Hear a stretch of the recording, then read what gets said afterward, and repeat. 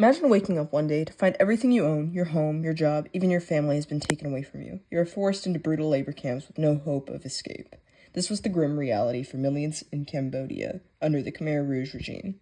The Cambodian genocide, led by the Khmer Rouge from 1975 to 1979, resulted in the deaths of nearly 2 million people. That is a staggering 25% of Cambodia's population, 1 in every 4 people.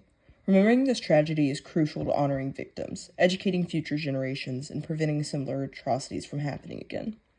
During this time, the Khmer Rouge, under Pol Pot's leadership, aimed to create a self-sufficient farming society, but their vision led to mass suffering.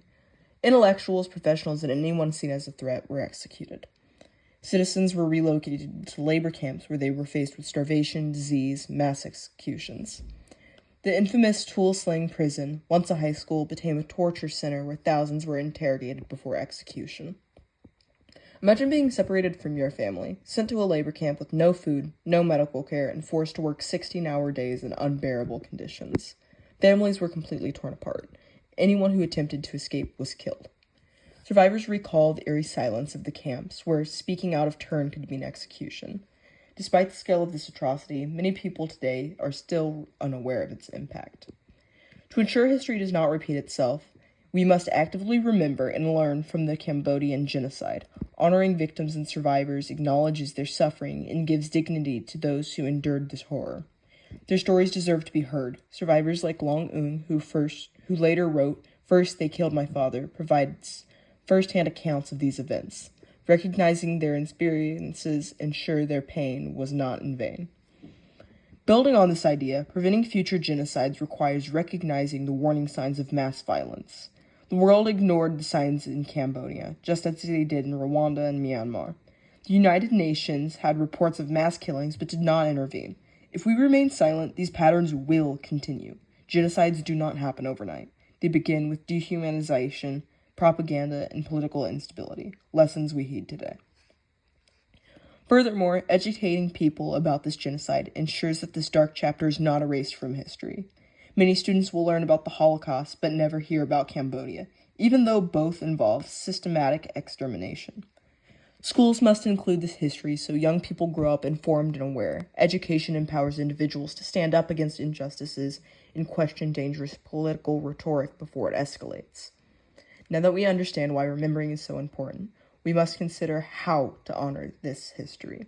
A physical monument with the victims' names and survivors' testimonies could be established in a major city or university, providing a place for reflection.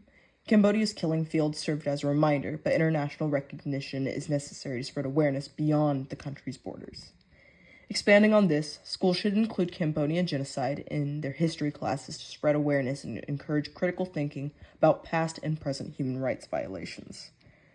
Schools that teach about the Holocaust could easily integrate lessons on Cambodia, Rwanda, and other genocides to provide a more complete understanding of human rights abuses. Additionally, digital archives with survivor testimonies, historical documents, and interactive learning tools can make this history accessible to a global audience. Social media and virtual exhibits can engage younger generations. Organizations like the Cambodian Genocide Program at Yale have started digital preservation efforts, but broader international engagement is needed. Some may argue that the Cambodian genocide happened way too long ago to be relevant today. However, genocide remains a recurring issue still. From Rwanda to Myanmar, history has shown that mass atrocities continue. U.S. officially recognized the Rohingya genocide in Myanmar only recently, decades after it began. Studying past genocides help us recognize early warning signs and take action before history repeats itself. Moreover, the trauma of the Cambodian genocide still affects survivors and their families.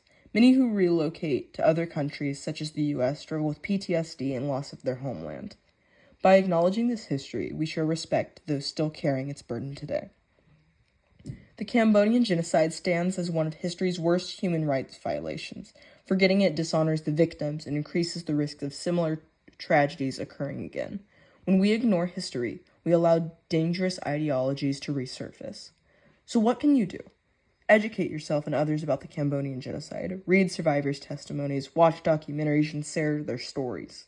Support memorial efforts that honor the victims. Advocate for schools to include it in their education.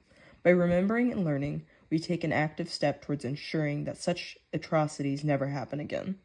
History has shown that when we forget, we repeat our mistakes. But when we remember, we have the power to prevent tragedies. It is up to us to ensure that the voices of the past are not silenced, and future generations grow up in a world that values justice, humanity, and truth.